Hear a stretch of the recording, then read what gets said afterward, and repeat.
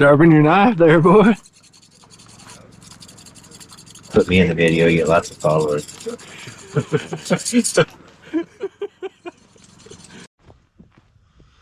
I'll just talk to that guy. There's 2 more bikes coming behind me. It's gonna be a zoo up here. I don't know. I'm gonna have to go hunt somewhere else tomorrow. But anyways, they got about, I don't know, I guess 6 guys going generally to the same spot I'm going. So it ain't good.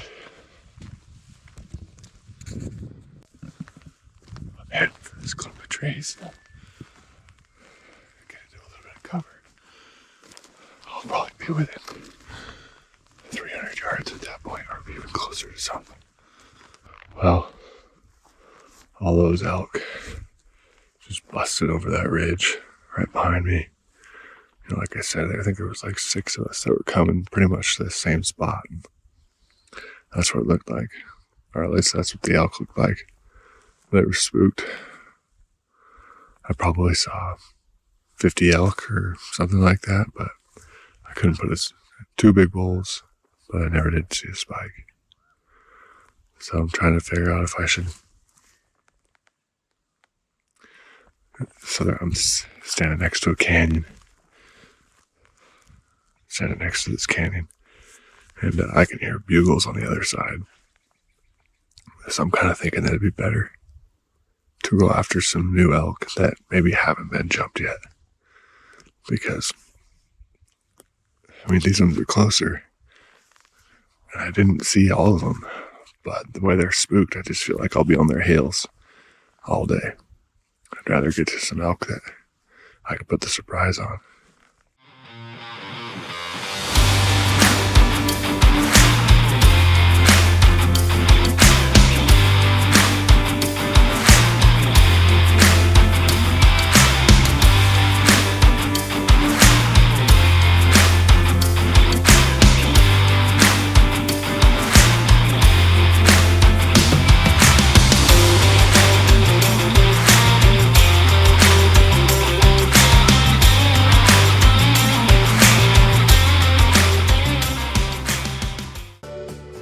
I think there's a herd below me as well, which sucks because if I continue to hike up to the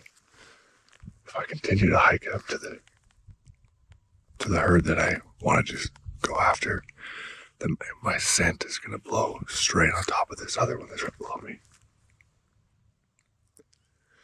But I'm pretty sure I saw what looked to be a spike.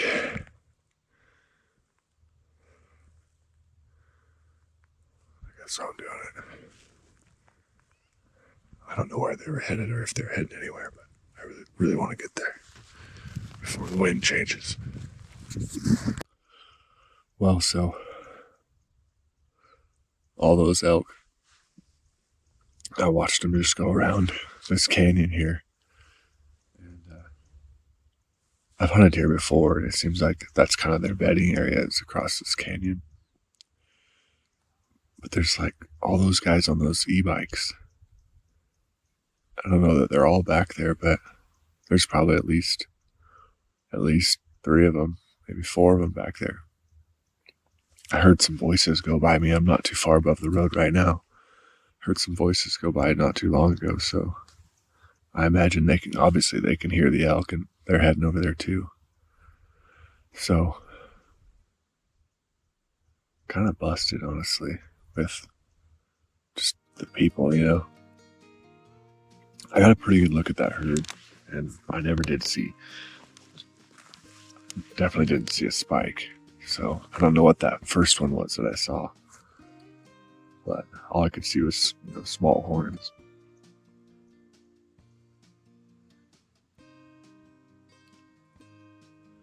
I think maybe I'll just sit here and just kind of listen and see where they bed down, and, you know, if they hang out here, then maybe I'll venture over there and try to get up close. Like I said, with those e-bikes already being there, I'm half tempted to just bail on this whole thing. Go try something else.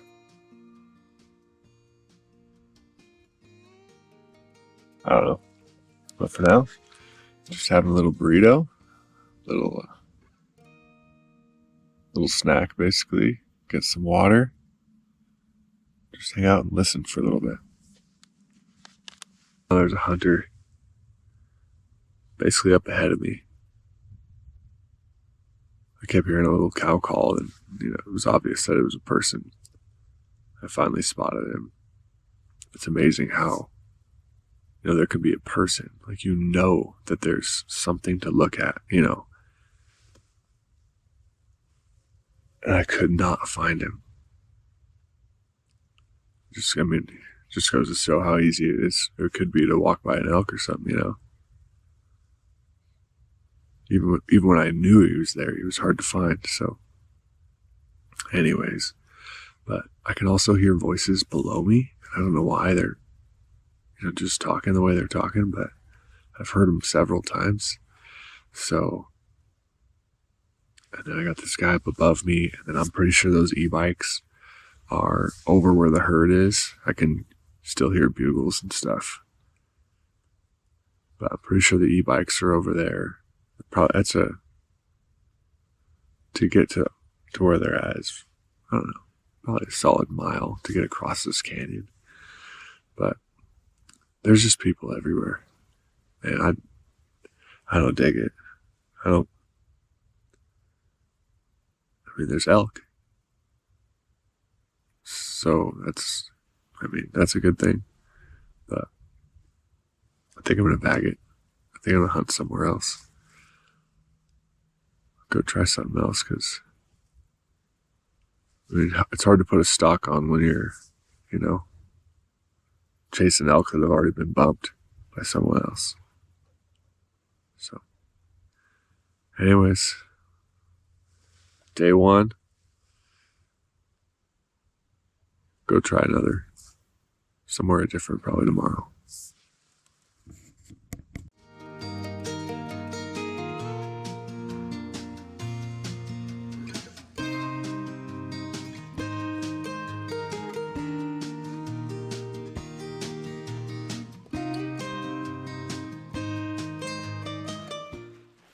So I just talked to a guy that talked to Kyle, and this morning when I first got up into the elk, I heard 2 shots go off, like right next to me, like probably within 150 yards.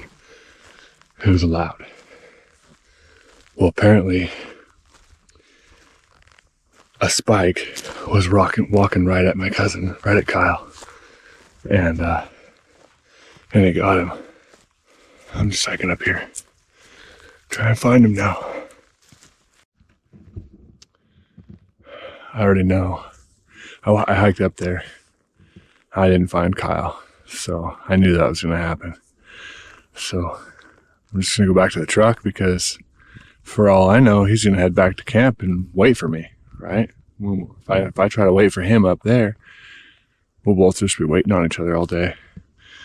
But I'm going to regret it, because I'm a couple miles probably back to the truck. So once we do meet up, I got to hike this couple miles right back in.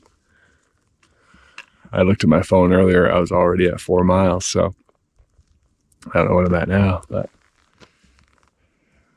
I don't know. It's going to be a 10-mile day. Get some.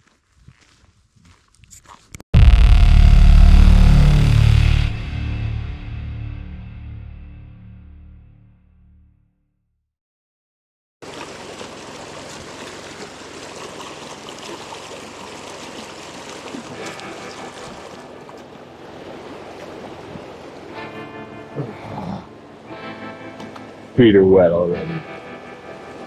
God, it's deep.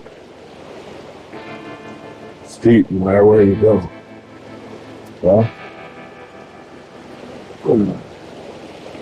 just hope for the best.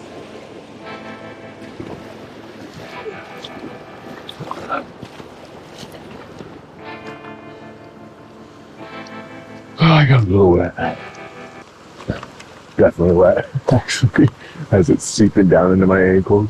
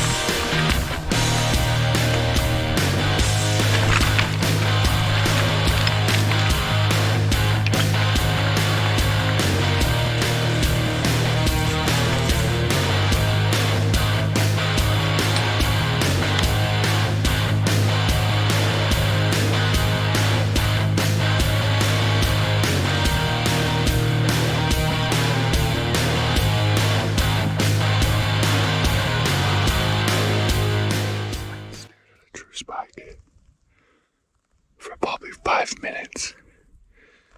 And for a second there, I even thought it was a spike. But his head was in the bushes. And so he's such a little spike. They're hardly above his ears. And his head was in the bushes, and so I just kind of took it as branches. And I only got a glimpse. The rest of the time I could see his body. Eventually he walked away. I had a true spike at 100 yards. I ranged it. It was like 96 yards. For 5 minutes. And I didn't know it. So I had a spike 100 yards in front of me for 5 straight minutes. But I couldn't see his head. And I even thought I saw spike horns, but he was so small. He was a calf, man. I mean, he still had milk on his lips. So I just wrote him off. I thought he was a calf. I thought it was a calf cow. And so I was just focused on looking for other elk. And I mean, I couldn't see his head anyways, but yeah. So anyways, I waited around that bedding area for a solid hour. There was no chasing them. I mean, you saw what it took to get here. I mean, it's just nothing but rock and steep. There's no chasing them. And so they bumped down over the hill. They weren't too spooked, though. I think they saw me or heard me, but they didn't smell me. I had the wind right. So they weren't super spooked, but they bailed off the hill. And anyways, I don't think I could get on them. You know, I can't be quiet enough. The wind is wrong now. So I think I'm going to just keep the wind, you know, in my face and keep working this side hill. And I'm kind of up here in these benches where it's where they bed. So middle of the day, got the wind right, just work these bedding areas and see what I come up with.